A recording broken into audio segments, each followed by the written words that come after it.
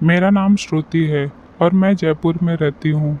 मेरी शादी को 5 साल हो गए हैं। हमारा परिवार पहले साथ में उदयपुर रहता था।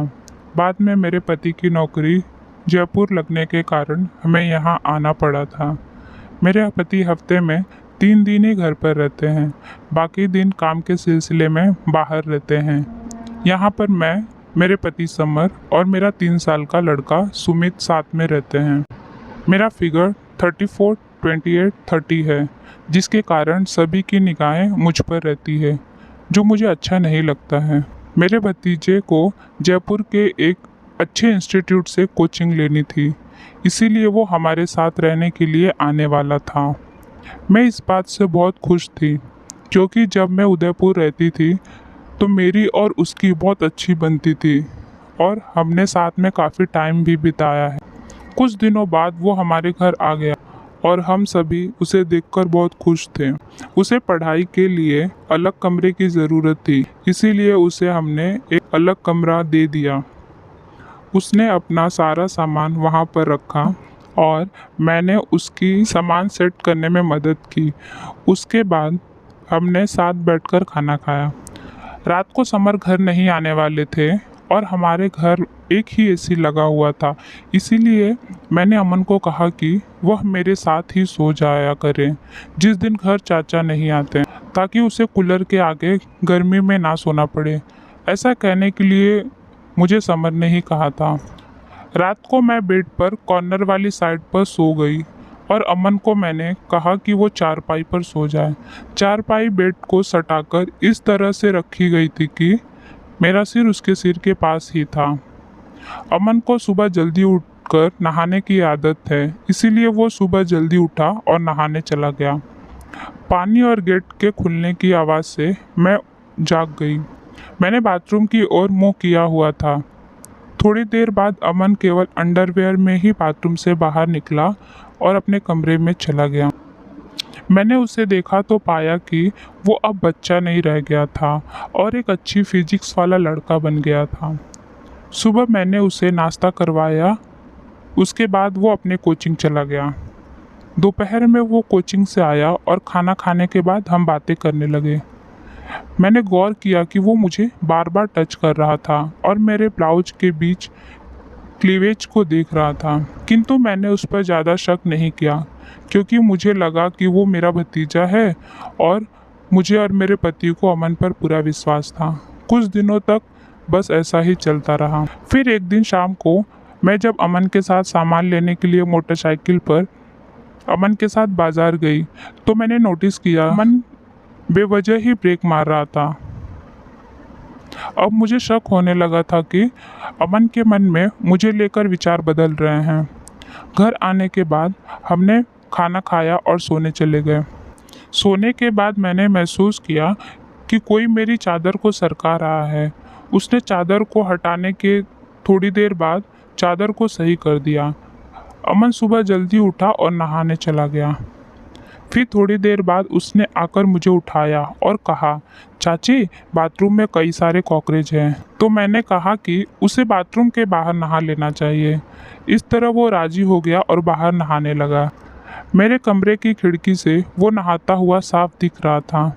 जब वो नहाकर खड़ा हुआ तो मैंने देखा कि जब वो अंडरवेयर चेंज कर रहा था तब उसने टॉवल लपेटकर अपना अंडरवेयर उतार दिया और जब वो दूसरा अंडरवेयर पहनने लगा तो अंडरवेयर पूरी तरह टाइट होने के कारण जब उसने अंडरवेयर से टॉवल निकालने की कोशिश की तो उसकी अंडरवेयर थोड़ी नीचे सरक गई। इस वक्त मैं भी उसे देखकर पानी पानी हो गई थी। शायद उसने भी मुझे उसे देखते देख लिया था। अब वो रोज ही बाहर नहाने लगा था। एक दिन मैंने उसे एक शर्ट लाकर दी। उसे शर्ट बहुत अच्छी लगी तो अंदर कमरे में शर्ट बदलने चला गया। फिर कमरे से उसकी आवाज़ आई और उसने मुझे बुलाया। मैं अंदर गई तो देखा कि वो शर्ट उसे थोड़ी सी छोटी थी, इसीलिए वो उस शर्ट को मेरे सामने ही उतारने लगा। उसने शर्ट मेरे सामने उतारी, जिसे देखकर मुझे शर्म सी आने लगी और मैं बाहर आ गई। एक दिन हमारे घर पर मेरे पति और उनके दोस्त सुबह सुबह ही आ गए। हमारे घर में 2 कमरे होने के कारण एक कमरे में पति और उनके दोस्त और दूसरे कमरे में अमन बैठा था। जब मैं नहाकर बाहर निकली तो साड़ी पहनने के लिए अमन के कमरे में चली गई। वहाँ पर अमन पहले से ही पढ़ रहा था। मैं सिर्फ पेटीकोट और ब्लाउज में उसके सामने खड़ी थी। अब मैं साड़ी पहनने लगी तो अमन मुझे बारी बारी देखे जा रहा था और मेरी क्लीवेज को घूरे जा रहा था। इसीलिए अब मैं उसकी तरफ पीठ करके खड़ी हो गई और मेरे बाहर आते ही अमन भी फटाफट वॉशरूम में चला गया। साड़ी पहन के बाहर आ गई। मुझे पता लग गया था कि अमन वॉशरूम में क्या करने गया था। उसी रात मुझे महसूस हुआ कि अमन मेरी कमर पर हाथ घुमा रहा है। यह मेरी ज़िंदगी में दूसरा आदमी था जो मुझे इस तरह छू रहा था।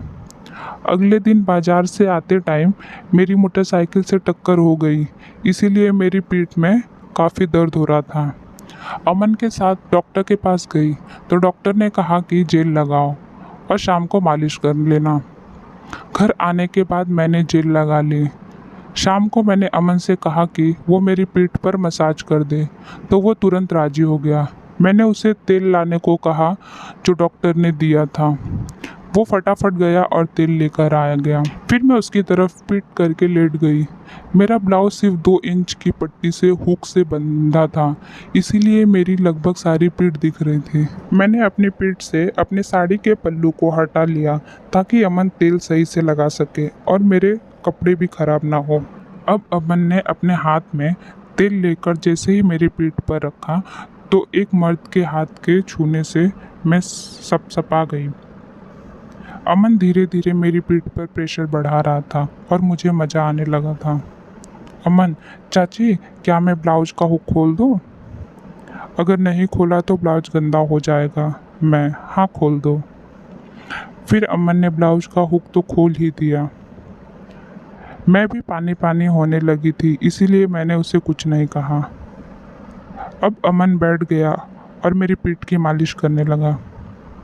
तभी समर का फ़ोन आया और उसने कहा, मैं थोड़ी देर में घर आ रहा हूँ, तुम अपना मैदान साफ करके रखना, आज मुझे पिच एकदम क्लीन चाहिए।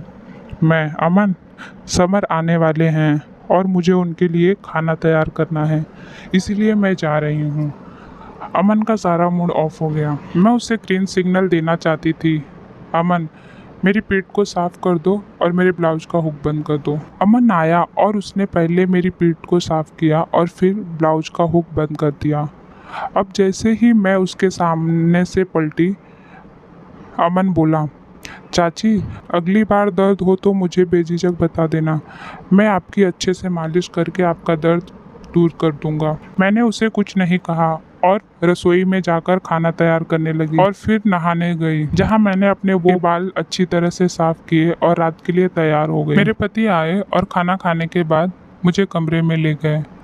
उसके बाद उन्होंने अपना वो, जो कि अमन से थोड़ा ही छोटा था, उसे मेरी वो में डाल दिया। 2 मिनट में ही वो फ्री हो गए क्योंकि उनका स्टेमिना कम था। अब मैं अमन से मालिश करवाना चाहती थी, लेकिन मेरे पति के होते हुए मैं ऐसा नहीं कर सकती थी। 2 दिन मेरे पति घर रहे। इस दौरान मैंने और अमन ने कुछ नहीं किया। अगले दिन सुबह मेरे पति जल्दी ही चले गए। आज मैं अमन को नहाते हुए देखने का इंतजार कर रही थी। इतनी देर में अमन आया और अपने कपड़े उतारने लगा और आज उसने अपना अंडरवियर भी उतार दिया और मेरे मुंह की तरफ करके नहाने लगा। आज मैंने सोच लिया था कि मैं आज अमन का पूरा साथ दूंगी, इसलिए आज मैंने डीप नेक और डीप बैक का ब्लाउज पहना। इसमें मैं बहुत अच्छी लग रही थी। जब मैं अमन के सामने गई तो वो मुझे देखता ही रह गया। सारा दिन वो मुझे छुप छुप कर देखने लगा और मैं भी जानबूझकर उसे देखने दिया। आज रात को समर नहीं आने वाले थे, इसलिए आज मैं और अमन एक ही कमरे में पास पास सोने वाले थे। रात को मैंने अमन के सामने साड़ी के पल्लू को कंधे से बांधने के लिए लगी सेफ्टी पिन को निकाल दिया और बेड पर आ गई। आज अमन को देखकर लग रहा था कि उसने आज बिना अंडरवेयर के लोअर पहन रखा है। लगभग 2 बजे रात को अमन ने मेरे पल्लू को हटाया और मेरे वो को ऊपर से ही दबाने लगा। थोड़ी देर बाद उसने अपनी उंगली को मेरे वो में डालकर रगड़ने लगा। मुझे अपनी तरफ से पहल करने में शर्म आ रही थी, इसलिए मैं सो गई। अगले दिन पता चला कि अमन के मामा की शादी में अमन को बुलाया है, इसलिए अब अमन को जाना पड़ेगा। अमन दोपहर की बस से मामा के घर चला गया। अब मुझे उसके बिना बहुत अकेलापन महसूस हो रहा था, पर मन नहीं लग रहा था और मुझे पार्लर गए हुए काफी टाइम हो गया था। मैं पार्लर गई और वहां जाकर फेशियल, मैनिक्योर, पेडिक्योर और पूरे शरीर की वैक्सीन के साथ ही ब्राजील वैक्स करवाकर एकदम चिकनी बन के घर लौट आई। अगले दिन अमन आने वाला था। अमन तो आया ही, लेकिन साथ में मेरे पति भी आ गए। इस कारण आज अमन मेरे साथ और मैं उसके साथ कुछ नहीं कर पाई, और यहाँ बेड में मेरे पति मेरे साथ कुछ नहीं कर पाए। सुबह समर ऑफिस गए तो मैंने अमन पर और अमन ने मुझ पर डोरे डालने शुरू कर दिए। अमन बिना अंडरवेयर के तो मैं बिना सिर पर पल्ला लिए पीठ दिखाते हुए घर में थे। अमन, मेरी तबीयत ठीक नहीं लग रही है, इसलिए मैं नींद की गोली लेकर सोने जा रही हूँ। थोड़ी देर में तुम भी सोने आ जाना। यह सुनकर अमन के मुंह पर अलग ही चमक आ गई। मैं जाकर सो गई और अमन का इंतजार करने लगी।